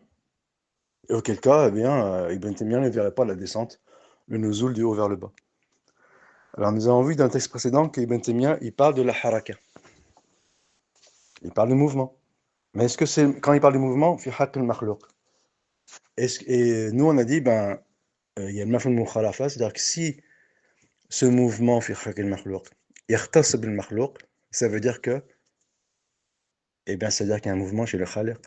Il dit que si dans le qad al-muftaraq, il y a un mouvement qui est propre à la créature, eh bien, ça veut dire que dans l'absolu, dans le qad al-mushtarak, eh bien, il y a un mouvement pour le créateur. On peut ne pas être convaincu par cet argument, je le conçois. Je dis donc, on va enfoncer un peu plus le clou. Et je dis, اختلف السلف في نسبة الحركة إلى الله. Donc il y a une divergence dans les anciens sur l'attribut du mouvement. فمنهم من أثبتها كالإمام حرب الكرماني qui est mort en 280 de l'Hégire والإمام عثمان المسعلي الدارمي 280 de l'Hégire. وقد نسب القول بها إلى أهل السنة. Donc il y a l'imam حرب الكرماني Othman Abou Saïd Darimi, ils valident l'attribut du haraka du mouvement. Et ils attribuent cette opinion aux traditionalistes à l'orthodoxie. Donc ici, on va ramener le passage de l'imam Harb sur le sujet. Donc, قال l'imam Harb al-Karmani, والله تبارك وتعالى سميع لا يشك بصير لا يرتاب. Donc on va pas tout traduire, on va ramener juste le mot d'un shahid. Alimun la yajhal, sauf ce qui est en lien avec notre sujet. جواد لا يبخل حليم لا يعجل حفيظ لا ينسى يقظان لا يسهو رقيب. Donc il ramène ici que tous les attributs ils ont des conséquences, ils ont des implications, donc ils ont un sens. رقيب لا يغفل يتكلم. Ensuite qu'est-ce qu'il dit ويتحرك. Donc il émet un mouvement. ويسمع ويبصر وينظر وإيش ويقبض ويبسط. Et ici, ce sont les attributs de la main. Et notre ami implicitement, alors, on pourrait démontrer à l'avenir, Inch'Allah, qu'il ne reconnaît pas l'attribut de la main, c'est-à-dire les implications de l'attribut de la main, donc forcément il ne reconnaît pas la main, surtout lorsqu'il dit que la main est un attribut, qui est un attribut essentiel, qu'il est immatériel, intangible et non, et qui n'est pas une partie. Mais les implications ici, elles sont terribles, parce que qu'est-ce qu'on dit des dates? Si l'attribut de la main il est matériel, le date il est comment? Bah ouais, là on est carrément dans le Dieu impersonnel philosophe et de Dieu semi-impersonnel du Kalam, dont j'ai déjà parlé par le passé. Donc, Oyaqbid, la main concrète, elle prend, parce que la main, il y a haqiqa, c'est parce que le frère et s'entend dans son débat avec les chrétiens. Donc avec lui, on y laisse des plumes la défense de l'orthodoxie. Après, il nous dit, mais moi je défends l'islam. Mais oui, mais regarde, à quel prix tu défends l'islam? Je fais penser à cela, Kam Hanafi. Il défend l'islam en faisant d'énormes concessions à l'orientalisme, et après quand on l'épingle, on lui fait la remarque, il nous répond, non mais je suis en train de défendre l'islam. Ok. Donc, ويبسط ويفرح ويحب ويكره ويبغض ويرضى ويسخط ويغضب ويرحم ويعفو ويغفر ويعطي ويمنع وينزل كل ليلة إلى السماء الدنيا كيف يشاء كما شاء ليس كمثله شيء وهو السميع البصير. Ici encore une fois, القدر المشترك. ليس كمثله شيء القدر المفترق وهو السميع البصير القدر المشترك. Donc, مسائل الحرب, volume 3, page 274. وقد نقل حرب هذه العقيدة من أدركوا من أهل العلم من أصحاب الحديث أهل السنة. Donc, il impute cette opinion aux traditionalistes, à l'orthodoxie, aux orthodoxes. قال في أول هذا الفصل, donc toujours troisième volume, page 967. هذا مذهب أئمة العلم وأصحاب الأثر وأهل السنة المعروفين بها المقتدي بهم فيها وأدركت من علماء أهل العراق والحجاز. Donc il fait un peu penser à Al-Bukhari, les Abu Hatim et Abu Zur'a, donc dans la parole comment dire, équivaut à un consensus éventuellement lorsqu'ils ont fait une parole de ce genre, ou le Bukhari lorsqu'il dit j'ai rencontré 1000 imams, 1000 imams de tête, hein, je parle de tête, qu'on n'aille pas me faire un procès de forme, je suis en train de parler de tête. Donc, من علماء أهل العراق والحجاز والشام وغيرهم عليها فمن خالف شيء من هذه المذاهب. Donc, il est un peu comme la parole de Abu Zur'a, Abu Hatim al-Razi يعني. وطعن فيها وعاب قائلها فهو مبتدع. Je répète. Donc, il ramène les opinions ici qui ont valeur de consensus, parce qu'il ramène les savants de l'Irak, du Hijaz, du Sham et d'autres. Il dit au famen khalafa shay'an min hadhihi al-madhahib, celui qui va à l'encontre de ces opinions, de ces credos, aw ta'ana fiha, ou qui dit ou qui les critique. Ta'ana fiha, c'est-à-dire comment il critique? Eh ben, c'est absurde et stupide. Sophisme par confusion, erreur de catégorie. فمن خالف شيئا من هذه المذاهب طعن فيها وعاب قائلها. Bah oui, stupide. Il a dit aux chrétiens, t'es stupide. Et il dit que c'est absurde, erreur de confusion, sophisme, sophisme de confusion et erreur de catégorie, ou le contraire, sophisme par confusion et erreur de catégorie. Enfin, mubtadi', c'est un hérétique, c'est pas moi qui le dis. Donc je ne suis pas en train de faire un procès d'intention, il y a un argument ad, ad hominem. Je continue. Kharij min al-jama'a, il est sorti de l'orthodoxie. زائل عن منهج السنة وسبيل الحق وهو مذهب أحمد. Il dit que cette opinion, que l'opinion qu'il va exposer, c'est celle de l'imam Ahmed. Ça nous dit rien du tout si c'est celle de l'imam Ahmed? Hein? Ce mec, Karim, c'est un ignorant, il connaît même pas l'opinion de l'imam Ahmed. Ok, je connais pas l'opinion de l'imam Ahmed. Donc je fais un rappel de l'opinion de l'imam Ahmed. والحديث عندنا على ظاهره كما جاء عن النبي صلى الله عليه وسلم والكلام فيه بدعة ولكن نؤمن به كما جاء على ظاهره ولا نناظر فيه أحدا. Et pourtant, c'est pas ce qu'il a fait avec le chrétien. Eh oui. وهذا هو مذهب أحمد وإسحاق بن إبراهيم بن مخلد وعبد الله بن الزبير الحميدي وسعيد بن المنصور وغيرهم من جالسنا وأخذنا عليه عنهم العلم. انتهى كلامه. وقال الإمام عثمان بن سعيد الدارمي رحمه الله أما دعواك. Il parle de qui ici? Il parle à qui? Il parle à Bish el-Merlissi, qui selon certains savants est un zendir. J'ai plus le tafsir en tête, qu'on n'aille pas me faire un procès de forme, parce que quand on veut défendre son opinion, on pinaille dans les détails et comme on dit, ça t'enlève dans les détails. أما دعواك أن تفصيل القيوم الذي لا يزول من مكانه ولا يتحرك. Il dit que le qayyum, c'est celui, selon son tafsir à lui, لا يزول من مكانه, donc il se déplace pas de son endroit, ولا يتحرك, et il ne bouge pas. فلا يقبل منك هذا التفسير إلا بأثر صحيح. Ça aussi, tu nous en ramènes la preuve. Au lieu de nous dire sophisme par confusion ou erreur de catégorie, bah, ramène-nous la preuve. هاتوا برهانكم إن كنتم صادقين. La preuve à l'incommandeur. Amenez-nous la preuve, Akhil Karim, au lieu de nous prendre de haut. Vous ne comprenez pas mon discours, ignorant qui ne comprend rien. Je veux bien. Mais ici, quand on parle de preuve, on parle de quoi? On parle de hadith. Ou al-hadith indana ala dhahirihi. On est seulement en train de parler de ça. On n'est pas en train de parler d'erreur de catégorie ou de sophisme par confusion. Pour éluder ou pour balayer d'un revers de la main al-qadr al-mushtarak.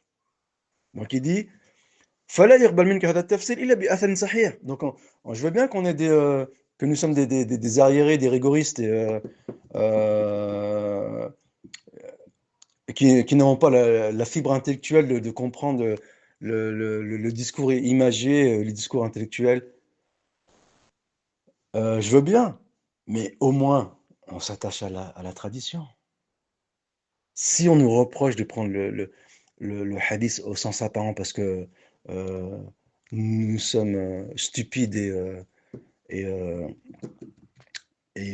donc et abrutis, j'ai oublié le terme, tant pis, eh bien soit, mais au moins on sauve nos âmes du feu, Akhil Karim. Ici, les enjeux, ils ne sont pas de... Ici, nous ne faisons pas un combat de coq. C'est pas qui est le plus intelligent, qui maîtrise mieux les outils de la linguistique et de l'éloquence et de la rhétorique. On n'en est pas là. Le but, c'est aussi primaire. Euh, nous pouvons passer aux yeux de l'ère décadente du monde moderne et dégénérescent. Je vais y consacrer, Inch'Allah, une longue démonstration qui dessinera le profil psychologique de Messih al-Athari. Eh ben, c'est l'Athar Sahih qui tranche entre nous. C'est pas l'éloquence, Akhil Karim. إلا بأثر صحيح مأثور عن رسول الله صلى الله عليه وسلم أو عن بعض أصحابه والتابعين لأن الحي القيوم يفعل ما يشاء ويتحرك إذا شاء الله أكبر ويهبط. Il utilise l'expression يهبط. Il dit, elle est claire l'expression. Ici, bien sûr, ce terme-là, يهبط, ça répond à Cheikh al-Barrak. Mais Cheikh al-Barrak ironie pas le sens linguistique. Simplement, il dit, par pédagogie, donc son discours les pédagogues, il dit Jazallah khairu hafidallah, si encore une fois, je ne sais plus en tête, Yahbito ici, donc il répond à Cheikh al-Barrak. Cheikh al-Barrak, encore une fois, ironie pas la tribu, hafidallah wa rahimahu. Et donc, cette expression, elle va le plus dans le sens d'Ibn Khuzayma.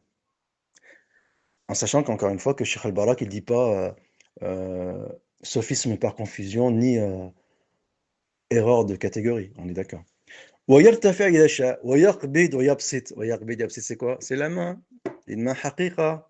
Notre ami dit matériel, il parle à un chrétien, le chrétien lui dit oh le menteur, oh le menteur.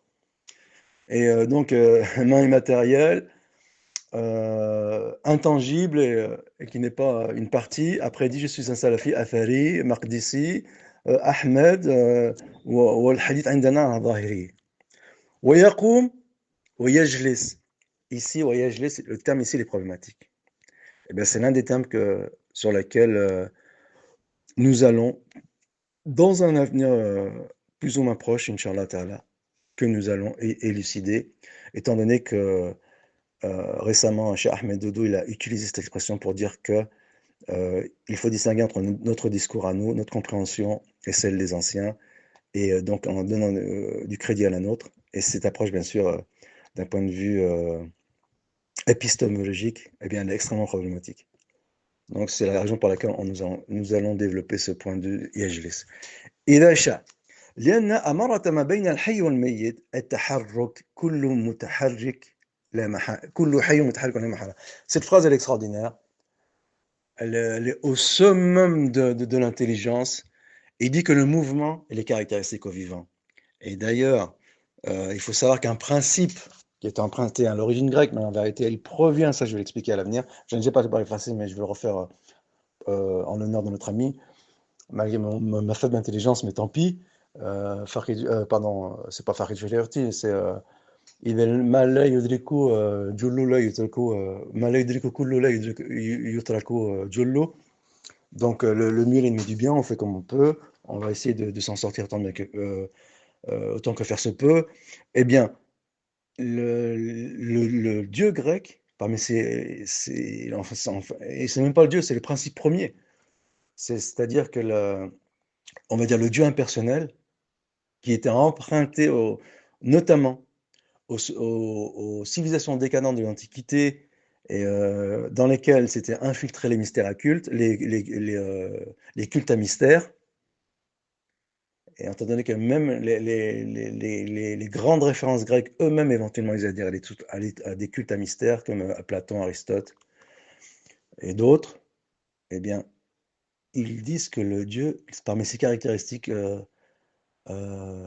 essentielles, ils en font même une trinité, c'est qu'il est immobile. C'est la raison pour laquelle les Acharites renient, parce qu'il faut revenir à l'origine lointaine de leur opinion. C'est la raison pour laquelle ils renient les attributs essentiels, les attributs d'action, et les attributs d'action qui est lié avec quoi? As-sifat al-awsaf des Rafidites anthropomorphistes. Abul Hisham ibn al-Hakam. Donc, كل حي متحرك لا محالة وكل ميت غير متحرك لا محالة ومن يلتفت إلى تفسيرك وتفسير صاحبك. Alors attends. وهو تفسير مع تفسير نبي الرحمة ورسول رب العزة إذ فسر نزوله مشروحا منصوصا. Donc le prophète صلى الله عليه وسلم il a ramené un nuzul والحديث على ظاهره. Et toi tu nous ramènes un tafsir comme Bish al-Marisi. Tu nous dis erreur de catégorie et sophisme de confusion. Eh bien, Darimi, qui en principe est une référence chez toi, il te répond. Il te dit quoi? ووقت نزوله وقتا مخصوصا لم يعد لك ولا لأصحابك فيه لبسا ولا عويصا. Il dit il n'y a pas photo, comme on dit dans le langage courant, entre l'explication du prophète sallallahu alayhi wa sallam wal hadithu ala dhahirihi, l'expression de l'imam Ahmed, wal hadith indana ala dhahirihi, et erreur de catégorie et sophisme de confusion. Eh bien, on n'hésite pas une seconde, akhi. Entre les deux, il y a le choix, il est déjà tout tranché. Après, tu peux nous traiter d'arriérés, tant pis. Soit, nous sommes des arriérés, c'est pas grave. Mais un arriéré qui sauve son âme du feu, eh bien, il est un peu plus intelligent que celui qui s'y risque pour titiller son intelligence. Donc ici, les priorités, elles sont mal définies. Et donc, ici, on continue. Voilà. Donc, le Nord de Darimi al-Mirrisi, page 52. وقال الإمام عبد القادر الجيلاني رحمه الله وقيل لإسحاق بن راهوي. Donc, il est mort en 561, عبد القادر الجيلاني. ما هذه الأحاديث التي تحدث بها إن الله تعالى ينزل إلى السماء الدنيا والله يسعد ويتحرك. Donc, ici, il a parlé de la haraka. قال للسائل تقول إن الله تعالى يقدر أن ينزل ويسعد ويتحرك؟ قال نعم. قال فلما تنكره؟ Ici c'est un point d'exclamation, donc فلما تنكره فلم تنكره. Donc j'ai pas trop compris, est-ce que c'est une interrogation ou bien une exclamation. انتهى من الغنية لطالب الطريق الحق page 88. ومنهم من نفى اللفظ مع إثبات المعنى. Donc lorsqu'on dit non mais le love de l'haraka il est contestable, mais c'est le love, c'est pas le mana. On est d'accord sur ce point, أخي الكريم. وفي بيان اختلاف السلف في نسبة الحركة إلى الله قال الشيخ ابن تيمية رحمه الله. Nouzis Ibn Taymiyyah, il serait donc partisan de sophisme par même si c'est pas ce qu'il dit réellement, mais là ici on parle des implications. Si les implications de son propos ils sont faux, donc sa parole elle est fausse, la théorie elle est fausse. Ibn Taymiyyah bien sûr que tu ne lui imputes pas de parler de sophisme par confusion ou de erreur de catégorie, mais tu laisses entendre qu'il ne dit pas que le nuzul est le dos vers le bas, donc c'est la même chose. Donc qu'est-ce qu'il dit rahimahullah Ibn Taymiyyah? Wal fi'l sifatu kamal la sifatu naqs. L'action c'est un attribut parfait, c'est pas une carence. Encore une fois, qad al-mushtarak, qad al-mushtarak. On est tapé dans le mille, akhi al-karim. Kal kalam wal qudra wa adam al-fi'l sifatu naqs. Ka'adam al-kalam wa adam al-qudra. Donc c'est une carence d'être immobile, de ne pas bouger. فدل العقل على صحة ما دل عليه الشرع وهو المطلوب. Il dit c'est la raison. C'est avec la raison que nous comprenons que Allah il est capable de mouvement. وكان الناس قبل أن أبي محمد بن كلاب صنفين. Donc avant Ibn Kullab, la tendance kullabite, فأهل السنة والجماعة يثبتون ما يقوم بالله تعالى من الصفات والأفعال التي يشاءها ويقدر عليها والجهمية من المعتزلة وغيرهم تنكر هذا وهذا. Donc il faut choisir son camp, si tu prends le camp des Jahmi Mu'tazilites ou bien le camp des traditionalistes. Et si ce précède de titiller ton intelligence, tu choisis le mauvais camp, eh ben, ça ne sera pas un choix intelligent. فأثبت ابن كلاب قبل الصفات اللازمة له. Pardon. فأثبت ابن كلاب قيام الصفات اللازمة له. ونفى أن يقوم به ما يتعلق بمشيئته. Donc il renie les sifat al-af'al. On revient à qui? Abou al-Hisham ibn al-Hakam qui dit الصفات لا تؤصف وقدرته من الأفعال وغيرها. ووافق على ذلك أبو العباس القلانسي وأبو الحسن الأشعري وغيرهما. وأما الحارث المحاسبي dont a parlé الدارمي فكان ينتسب لقول ابن كلاب. C'est pour ça que l'imam Ahmed il a un discours très violent envers lui.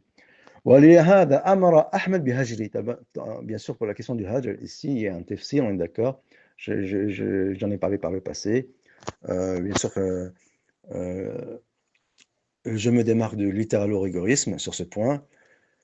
Et le hajj est l'un de quyud wa mawani'. Donc c'est des choses que j'ai expliquées par le passé. وكان أحمد يحذر من ابن كلاب وأتباعه. L'imam Ahmed, il mettait en garde contre Ibn Kalab wa atba'ahu. C'est qui l'imam Ahmed? C'est juste une question, أخي الكريم. Qui est l'imam Ahmed? Eh bien, l'imam Ahmed, c'est والحديث عندنا على ظاهره كما جاء عن النبي صلى الله عليه وسلم والكلام فيه بدعة ولكن نؤمن به كما جاء على ظاهره ولا ننظر فيه أحدا. C'est ça, Ahmed. Donc, وأحمد يحذر من ابن كلاب وأتباعه. ثم قيل عن الحارث أنه راجع عن قوله. وقد ذكر الحارث في كتاب فهم القرآن من أهل السنة في هذه المسألة قولين، ورجح قول ابن كلاب وذكر ذلك في قوله تعالى وقل اعملوا فسيرى الله عملكم ورسوله والمؤمنون وما أمثل ذلك. وأئمة الحديث وأئمة السنة والحديث على إثبات النوعين, c'est-à-dire les attributs essentiels qui chez toi sont immatériels et les attributs d'action qui pour Abu al-Hakim هشام ابن الحكام صفة لا توصف. هو الذي ذكر عنهم من نقل مذهبهم كالحارب الكلماني dont on vient de parler وعثمان بن مسعد الدارمي dont on vient de parler وغيرهما بل صرح هؤلاء بلفظ الحركة. Donc ici quand alors Ibn Taymiyyah dit que la descente d'Allah c'est pas, et il dit bien la descente l'intiqal ou al-haraka c'est pas la même que l'individu. Il n'est pas en train de dire dans le cas d'Allah il n'y a pas de haraka n'intiqal. بل يثبتها. Et ici on vient d'en avoir la preuve. Et les autres éléments que je vais citer, ils vont conforter ces preuves.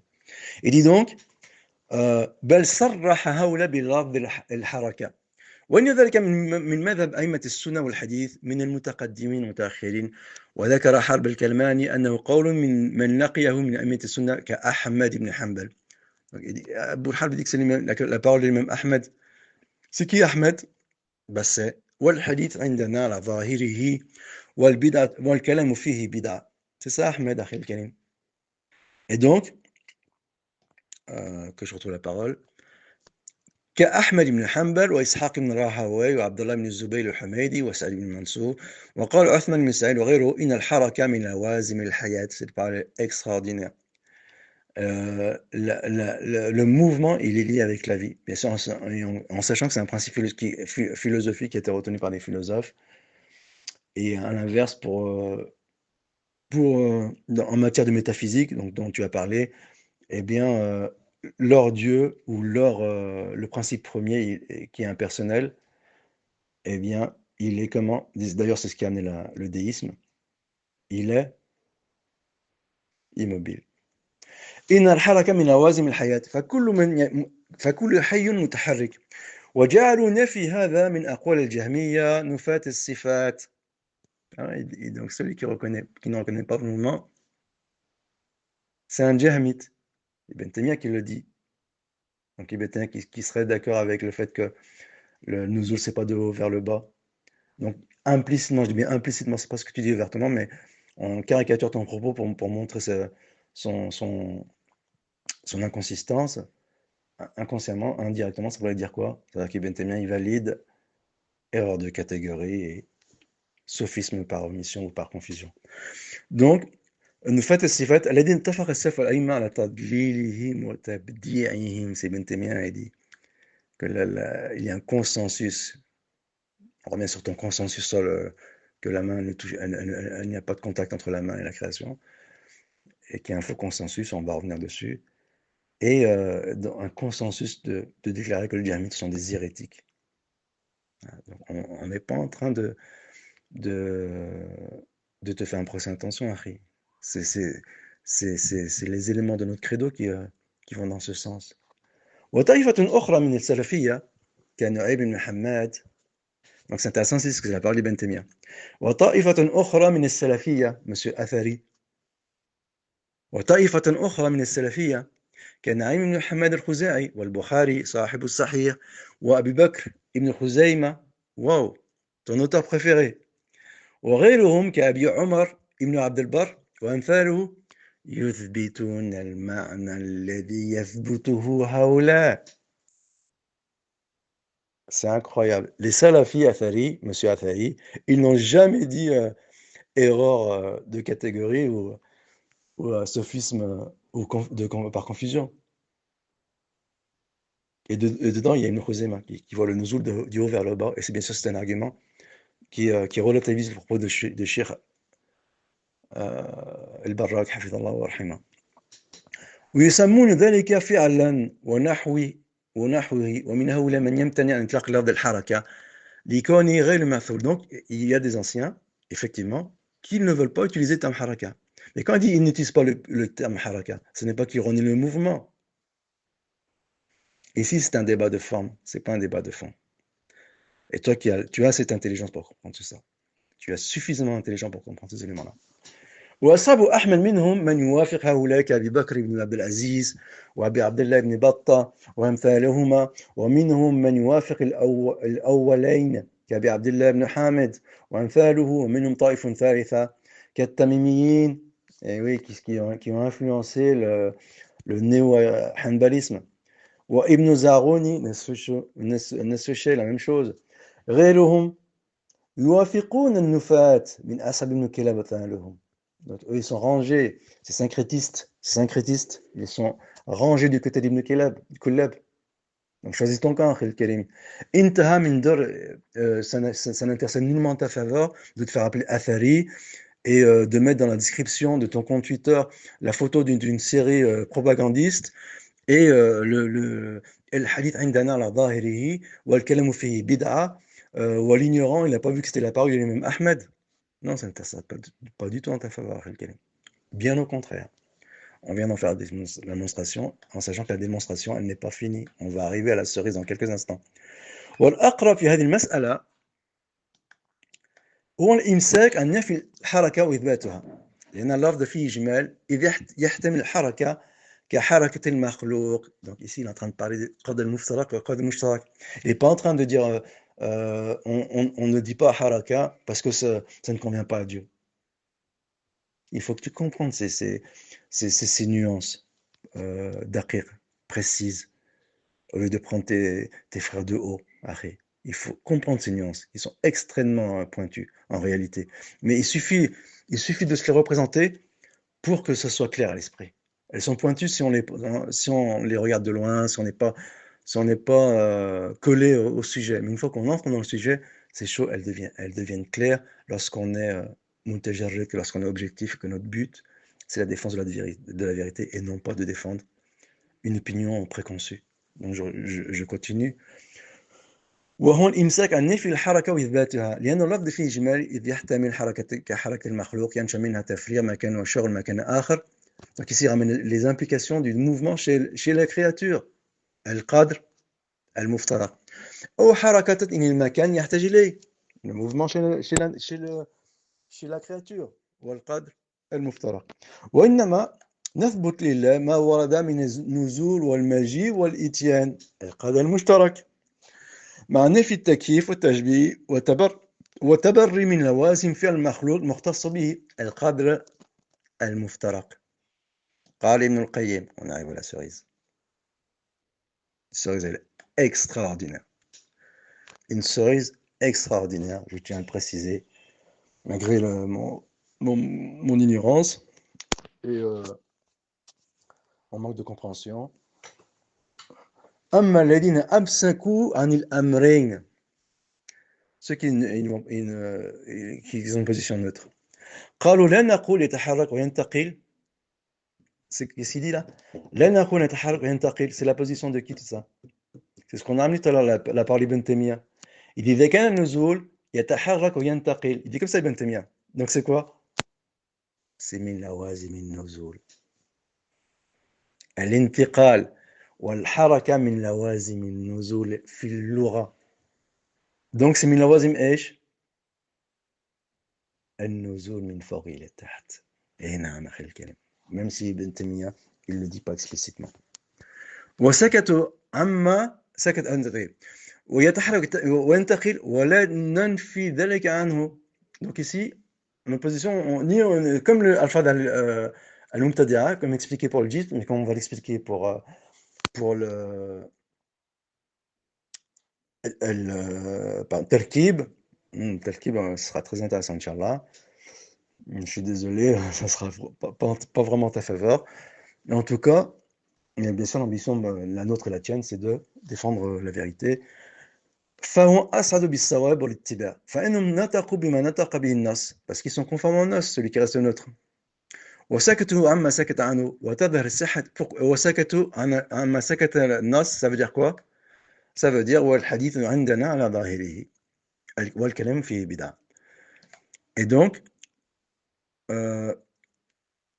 وتظهر صحة هذه الطريقة ظهورا تاما فيما إذا كانت الألفاظ التي سكت النص عنها مجملة محتملة المعنيين. Donc elle peut dire le vrai et le faux. C'est exactement comme Tarkib. Tu dis oui, mais si on reconnaît les doigts qui sont une extension de la main, bien sûr ici dans la forme, peut-être que je me suis mal prononcé, mais toi on sait très bien que tu t'arrêtes sur les débats de forme pour éluder le fond. Mais en tout cas, si on dit que les doigts sont une extension de la main, eh bien c'est un Tarkib selon toi. Sans aucune forme de prophète. Tu dis Abdel Karim, il ramène pas il n'est pas exhaustif lorsqu'il dit que la charité, il n'accepte pas, il interprète la main. Taïeb, et toi tu n'es pas exhaustif, Harry, quand tu dis que reconnaître les doigts, c'est attribuer un talqib à Allah. Tu n'es pas exhaustif, parce que le talqib, il a un sens philosophique, il a un sens linguistique. Et en l'occurrence, toi, tu l'as utilisé ici dans ton siyaq, dans le sens philosophique. Et après, tu t'appelles Athari sur ton compte, il marque d'ici avec l'image d'une série propagandiste et والحديث عندنا على ظاهره والكلام فيه بدعة. Donc وانتظر صحة هذه الطريقة ظهور تاما فيما إذا كانت الألفاظ التي سكت النص عنها مجمل محتمل معنيين صحيح وفاسد كلفظ الحركة والانتقال والجسم والحيز والجهة والأعراض والحوادث والعلة والتغير والتركيب. Ici, Ibn Taymiyyah, il ramène le tarkib. Et toi, tu nous dis, sifa la tusaf. Et donc, c'est par ce biais que l'on renie les attributs du doigt. Ne dis pas que ce n'est pas le cas, parce qu'on a un le passage de la vidéo, le français, oui, c'est un français, mais je veux dire, le chrétien catholique, il t'a dit, oh, le menteur. ونحو ذلك من الألفاظ التي تحتها حق وباطل. Bah oui, c'est à double sens. Quand tu dis talkib, tu entends quoi par talkib? Que Dieu est, il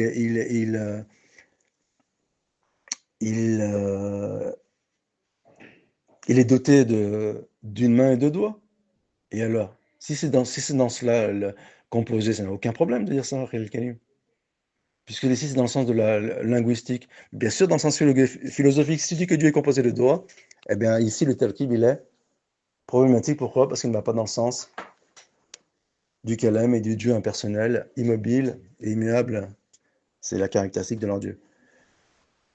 Le principe premier. Donc, il dit فهذا لا يتفق بالمطلق والوتر المطلق فإن الله سبحانه لم يثبت لنفسه هذه المسميات ولم ينفي عنه فمن أثبت مطلقا فقد أخطأ. Donc on dit, on retient pas ces termes, mais on retient le sens. ومن نفى مطلقا, donc ici c'est effectivement c'est un débat de forme, mais il a des implications au niveau du sens. ومن نفاها مطلقا فقد أخطأ فإن معانيها منقسمة إلى ما يمتنع إثباته لله وما يجب إثباته له فإن الانتقال يراد بانتقال الجسم والعرض ومن مكان هو محتاج إليه. Ici il ramène quoi? القاضي المفترق Ibn al-Qayyim rahimahullah. Donc ça explique les paroles d'Ibn Taymiyyah. Au cas où tu aurais pensé que j'interprète à ma façon les paroles d'Ibn Taymiyyah, et ici Ibn al-Qayyim il est en train de les expliquer. فإن الانتقال يراد بانتقال الجسم والعرض من مكان ومحتاج إليه. Il parle du قدر المشترك المفترق إلى مكان غير آخر يحتاج إليه وهو يمتنع إثباته للرب تعالى. وكذلك الحركة إذا أريد بها هذا المعنى امتنع إثباته لله تعالى. ويراد بالحركة الانتقال حركة الفاعل. Mais ici ramène le قدر المشترك حركة الفاعل. Eh bien, مع كونه فاعلا انتقاله أيضا من كونه غير فاعل من كونه غير فاعل إلى كونه فاعل. Donc il est passé de l'inaction. Désolé si je fais une erreur de forme, mais ça ne remet pas en question mon raisonnement. Si tu veux me reprendre sur ce point, de l'inaction à l'action. Et il dit أيضا من كونه غير فاعل إلى كونه فاعلا فهذا المعنى حق. Il est vrai في نفسه. لا يخل كون الفاعل إلا به. Bah oui, celui qui fait l'action, il est obligé de le faire avec un mouvement. À moins que tu veux nous mettre en avant le sifalato, sauf pour les attributs d'action de façon indirecte et créer ainsi un sacrétisme avec l'ash'arisme. فنفيه عن الفاعل ففي نفي لحقيقة الفعل وتعطيل له. Ben oui, c'est du tartile de ne pas reconnaître le fi'l. Donc ne va pas dire qu'on te fait un procès d'intention. Parce que c'est exactement l'application de ton discours. وقد يراد بالحركة والانتقال. Donc on revient à la citation d'Ibn Taymiyyah. ما هو أعم من ذلك وهو فعل ما قم بذات الفاعل يتعلق بالمكان الذي قصد له وإراد إيقاع الفعل لنفسه فيه. وقد دل القرآن والسنة والإجماع على أنه سبحانه يجيء يوم القيامة وينزل لفصل القضاء بين عباده ويأتي في ذلل من الغمام والملائكة وينزل كل ليلة إلى السماء الدنيا وينزل عشية عرفة وينزل إلى الأرض قبل يوم القيامة وينزل إلى أهل الجنة. Et ça signifie quoi ça? والحديث عندنا على ظاهره والكلام فيه بدعة. وهذه الأفعال يفعلها بنفسه في هذه الأمكنة فلا يجوز نفيها عنه بنفي الحركة والنقل المختصة. Il dit quoi? C'est quoi ici النقل المختصة? Pour savoir si j'ai menti sur Ibn Qayyim et Ibn Taymiyyah. فلا يجوز نفي عنه بنفي الحركة والنقل المختصة. Il parle de quoi? Il parle du قدر المفترق. Et lorsqu'il parle du قدر المفترق, c'est l'إثبات القدر المشترك. Non l'نفي القدر المشترك. Non l'نفي l'attribut divin. Et toi, tu prends le même raisonnement, mais tu l'inverses pour arriver à une conclusion opposée. C'est vraiment une belle chose pas. Donc, والنقل المختص بالمخلوقين فإنها ليست من لوازم أفعاله المختصة به فما كان من لوازم أفعاله لم يجوز النفي عنه وما كان من خاصة الخلق لم يجوز إثباته له. Alors, ici c'est Mukhtasar Sawaq al-Mursal, page 1572. Alors, je voulais aborder le thème de Al-Mumassa, parce que tu en as parlé dans la vidéo avec le chrétien. Est-ce que Allah est en contact avec les créatures en ramenant des propos d'Ibn Taymiyyah qui sont connus, hein, et l'explication du grand spécialiste donc, qui a reçu les éloges de Sultan al-Umayri, qui dit que c'est un des plus grands spécialistes en Aqidah, notamment des spécialistes d'Ibn Taymiyyah. C'est l'auteur du livre que j'ai sous la main, Al-Intisal al-Tadmuriyya, de Mahir Emil Abdelkarim, que tes proches, ils mettent en avant pour défendre tes positions. Mais ils ne savent pas, les pauvres, ils ont abusé, donc on peut les aider à sortir de ce marasme. Et avec des paroles qui reconnaissent, donc par cet auteur, que Ibn Taymiyyah, il reconnaît le contact, et toi tu dis que Ibn Taymiyyah, il ramène un consensus qui n'a pas de contact. Donc c'est en fait des éléments qui attribuent à Ibn Taymiyyah et que Ibn Taymiyyah n'a pas dit. Ça commence à peser, à être lourd. Ici, je te laisse souffler un peu. Je ne ramène pas la parole d'Ibn Taymiyyah sur le contact. J'ai vraiment envie de te faire souffler. Mais on va quand même malgré tout émettre une conclusion. C'est que mes erreurs, elles sont fatales à mes adversaires.